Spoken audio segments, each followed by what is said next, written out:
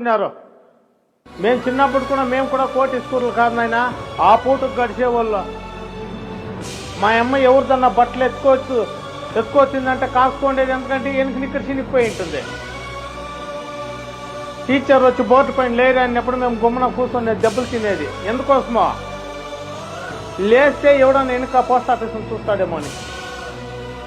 సమాధానం వస్తుంది, చెప్పలేము.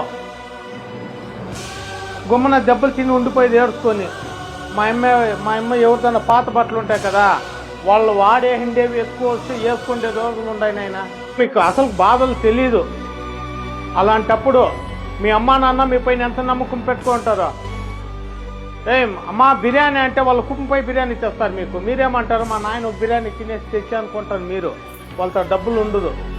నా బిడ్డ అడిగేసింది అనేసి వాళ్ళు నీళ్ళు తాగేసి మీకు బిర్యానీ తెస్తారు, ఫ్రూట్స్ తెస్తారు.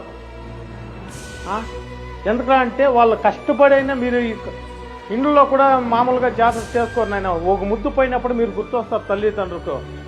మీకు గుర్తొస్తారేడా? మీరు ముక్కలు చూస్తారు, వానికి 2 పడింది, నాకు 1 పడింది, చిన్నది పెద్దది, మీరు ఇటు కొట్లాడతారు. మీరు కూడా ఒక సహాయకులుగా సేవకులుగా తయారు కావాలి నాయన. మీకు ఎప్పుడా ఊర్లో మంచి పేరు వస్తుందంటే ఈ నుండి పోతేనే మంచి డిసిప్లైన్లో ఉండి అప్పుడే పలానా కొడుకు బాగుంది అంటారు.